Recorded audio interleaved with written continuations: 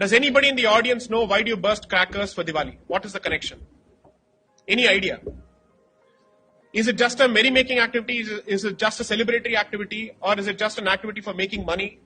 Why do you burst crackers? What is the nexus? So here's the sequence.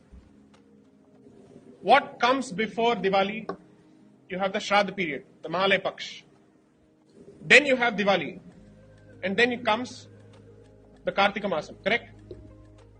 Here's the understanding. And you will find parallels to this structure or to this tradition even in China. So what are you doing during the Shraddha period or during the Mahalaya Paksh period? The understanding is that your ancestors have come and you're supposed to feed them. That is what effectively you do. They've come. Now they have to go back. They don't know the way. You light the sky for them to find their way back to heavens. There is scripture after scripture after scripture that says that this is to be done. It's called Akasha Deepam.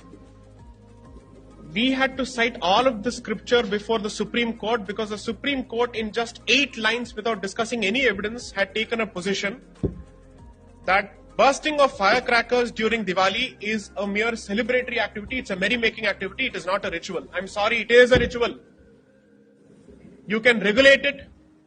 You can limit it. When you burn sparklers, do you think there is a word for it in Sanskrit? Or do you think that sparklers did not exist when Sanskrit existed? So the word for it is Ulkadana. You will find references to it in a scripture called Kartika Mahatmyam. And in multiple documents they've recorded this over and over and over again. Britishers have written, Indians have written, our scriptures say so. But we don't know. If somebody had approached the Supreme Court representing the rights of the Hindu community and other communities, there are any number of variants for Diwali. The Sikhs actually celebrate it as the Bandi Chhod Divas. That has a specific history. The Jains have a specific variant. Is it a coincidence that all these communities celebrate Diwali in one way or the other around the same period of time?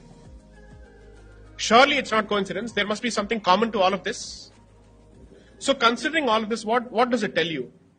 Your ignorance with respect to your own traditions is going to be used against you to humiliate you, to shame you, to call you a patriarch, to call you a chauvinist, to call you whatnot, until a point comes where you have decided to give up your identity altogether. Whatever is happening around you is not a struggle for resources, but it is a struggle for identity.